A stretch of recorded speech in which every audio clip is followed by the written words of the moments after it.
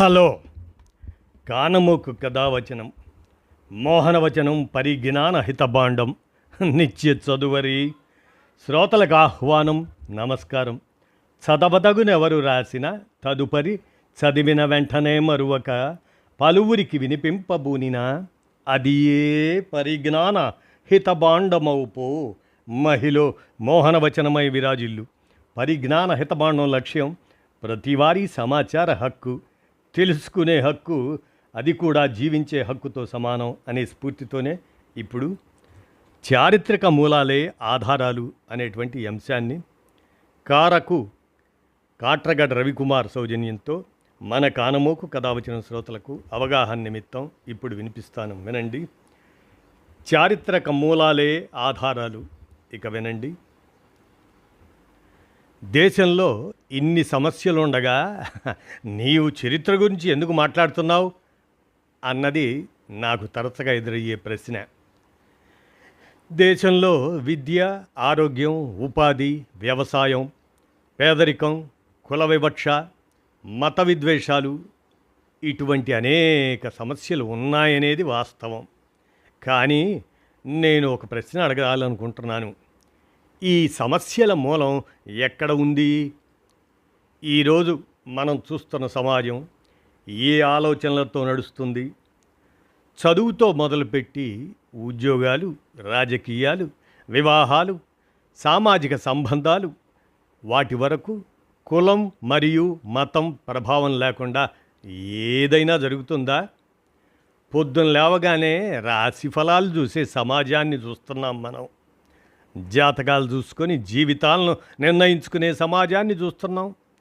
పిల్లి ఎదురైతే అపశకునం, వితంతువు ఎదురైతే అరిష్టం, బల్లి పడితే దోషం, దిష్టి తీస్తేనే శాంతి అనే నమ్మకాలతో జీవిస్తున్న సమాజాన్ని చూస్తున్నాం నేటికి.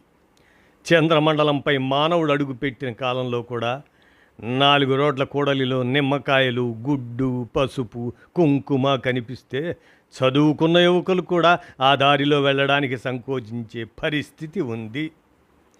ప్రోటీన్లు ఉన్న పాలను అభిషేకాల పేరుతో వృధా చేస్తున్నాం. అదే పాలను అనాథాశ్రమాలకు, వృద్ధాశ్రమాలకు అందిస్తే ఎంతోమంది పోషకాహారం పొందగలుగుతారు. కానీ అలా చేయడం లేదు. ఇది ఒక్క మతానికి సంబంధించిన విషయం కాదు. అన్ని మతాల్లో కూడా మూఢనమ్మకాలు ఉన్నాయి. దర్గాల వద్ద తాయెత్తులు, అద్భుత వైద్యాల పేరుతో ప్రచారాలు, ప్రార్థనలతో వెంటనే జబ్బులు నయమవుతాయని చెప్పటం, అద్భుతాల పేరుతో ప్రజల విశ్వాసాలను వినియోగించుకోవటం, ఇవన్నీ జరుగుతూనే ఉన్నాయి. ఆధునిక సాంకేతిక పరిజ్ఞానాన్ని ఉపయోగిస్తున్నాం. కానీ శాస్త్రీయ దృక్పథాన్ని మాత్రం పూర్తిగా స్వీకరించలేకపోతున్నాం. మనం ఉపయోగిస్తున్న మొబైల్ ఫోను మన దేశంలో కనిపెట్టింది కాదు. మనం ఉపయోగిస్తున్న అనేక ఆధునిక సాంకేతిక పరికరాలు ఇతర దేశాల పరిశోధనల ఫలితాలు. కానీ వాటిని ఉపయోగిస్తూ కూడా మూఢనమ్మకాలనే ప్రోత్సహిస్తున్నాం. అందుకే నేను చరిత్ర గురించి మాట్లాడుతున్నాను. ఎందుకంటే నేటి సమస్యలకు మూలాలు గతంలో ఉన్నాయి. కులం ఎలా బలపడింది, మతాలు ఎలా రూపుదిద్దుకున్నాయి, మూఢనమ్మకాలు ఎలా వ్యాపించాయి, జ్ఞాన సంప్రదాయాలు ఎలా క్షీణించాయి, సమాజం ఎలా మారింది, ఈ ప్రశ్నలకు సమాధానాలు చరిత్రలోనే ఉన్నాయి. నా అన్వేషణలో నేను శాసనాలు, శిల్పాలు, పురావస్తు ఆధారాలు, విదేశీ యాత్రికుల వర్ణనలు, సాహిత్య ఆధారాలను పరిశీలిస్తూ ఒక విషయాన్ని గమనించాను.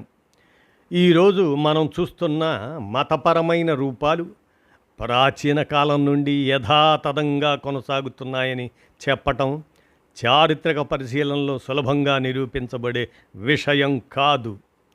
నా అధ్యయనంలో కనిపించిన ఆధారాల ప్రకారం విష్ణు అవతారాలకు సంబంధించిన పూర్తి స్థాయి లిఖితపూర్వక గ్రంథ సంప్రదాయం సాధారణ శకం 11వ శతాబ్దం తర్వాతి కాలంలో స్పష్టంగా కనిపిస్తుంది. విశిష్టాద్వైతం, ద్వైతం వంటి తాత్విక సాంప్రదాయాల ద్వారా వైష్ణవ సంప్రదాయం మరింత వ్యవస్థీకృత రూపాన్ని పొందినట్లు కనిపిస్తుంది. అలాగే ఇక సుల్తాన్ల రాజకీయ దండయాత్రలు సాధారణ శకం 12వ శతాబ్దం నుండి ప్రారంభమైనప్పటికీ దేశంలో ఇస్లాం సామాజిక విస్తరణ మరియు మత మార్పిడుల ప్రక్రియ తర్వాతి శతాబ్దాల్లో మరింత విస్తరించినట్లు కనిపిస్తుంది. అదేవిధంగా యూరోపియన్ వలస శక్తుల రాకకు ముందే క్రైస్తవుల ఉనికి కొన్ని ప్రాంతాల్లో ఉండి ఉండవచ్చు. కానీ బ్రిటిష్ పాలనా కాలంలోనే క్రైస్తవ మిషనరీ కార్యకలాపాలు మరియు మత మార్పిడులు పెద్ద స్థాయిలో ప్రభావం చూపినట్లు కనిపిస్తుంది.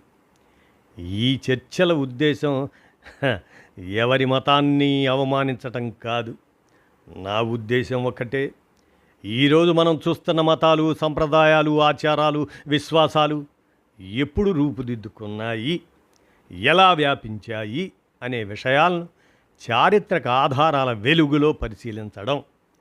అదే సమయంలో ప్రాచీన భారతదేశంలో ప్రకృతి ఆరాధన, అమ్మ తల్లుల ఆరాధన, గ్రామదేవతల ఆరాధన, ఇటువంటి స్థానిక విశ్వాసాలు, చిల్లర దేవుళ్ళు విస్తృతంగా ఉండేవి.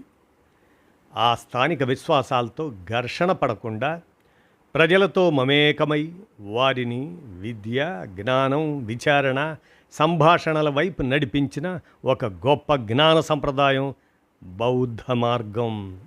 ఒకప్పుడు ఈ నేలపై మహావిద్యా కేంద్రాలు నిలిచాయి, వెలిశాయి. విదేశాల నుండి విద్యార్థులు వచ్చి చదివారు.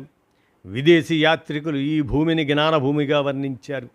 ఇక్కడ నుండి వెళ్ళిన జ్ఞాన ప్రభావం ఆసియాలోని అనేక దేశాలకు చేరింది. ఈరోజు ప్రపంచంలో అభివృద్ధి చెందిన అనేక దేశాలు విద్య, పరిశోధన, శాస్త్రీయ ఆలోచన, మానవతా విలువల ఆధారంగా ముందుకు సాగుతున్నాయి. ఆ దిశగా ఆలోచించినప్పుడు మన చరిత్రలోని జ్ఞాన సంప్రదాయాలను మళ్ళీ అధ్యయనం చేయాల్సిన అవసరం ఉందని నేను భావిస్తున్నాను. నేను సమాజాన్ని ఒక్క రోజులో మార్చగలనని అనుకోవడం లేదు. నా దగ్గర రాజకీయ అధికారం లేదు, నా దగ్గర ఆర్థిక శక్తి అంతకన్నా లేదు. కానీ నా వంతుగా చరిత్రను అన్వేషిస్తూ శాసనాలు ఏమి చెబుతున్నాయి, శిల్పాలు ఏమి చెబుతున్నాయి, విదేశీ యాత్రికులు ఏమి రాశారు, అక్షరాలు ఎప్పుడు వచ్చాయి, సాహిత్యం ఎప్పుడు రూపుదిద్దుకుంది, చరిత్రను శిల్పరూపంలో ఎప్పుడు చెక్కారు అనే విషయాలను మన ప్రజల ముందుకు తీసుకువస్తున్నాను. ఎందుకంటే కులం పోవాలంటే దాని చరిత్ర తెలుసుకోవాలి, మతం ఎలా రూపుదిద్దుకుందో తెలుసుకోవాలి, మూఢనమ్మకాలు ఎలా వ్యాపించాయో తెలుసుకోవాలి, జ్ఞానం ఎలా క్షీణించిందో తెలుసుకోవాలి. అలాగే జ్ఞానం, విచారణ, సమానత్వం, కరుణ, మానవతను ప్రోత్సహించిన బౌద్ధ మార్గాన్ని కూడా అధ్యయనం చెయ్యాలి.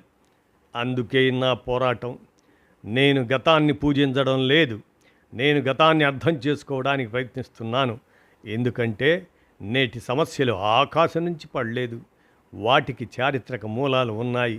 ఆ మూలాలను అర్థం చేసుకున్నప్పుడే భవిష్యత్తును మరింత వివేకవంతంగా, సమానత్వంతో, జ్ఞానంతో నిర్మించగలం. అందుకే నేను చరిత్రను విశ్వసిస్తూ చరిత్రనే చెబుతుంటాను. విన్నారు కదా, ఇదండి చారిత్రక మూలాలు, ఆధారాలు, చారిత్రక మూలాలే ఆధారాలు అంటూ కాట్రగడ్డ రవికుమార్ వారు అందజేసిన ఈ సమాచారాంశ సౌజన్యంను మన కానమూకు కథ వచ్చిన శ్రోతలకు మీ కానమూకు స్వరంలో ఇప్పుడు వినిపించాను. విన్నారుగా, ధన్యవాదాలు.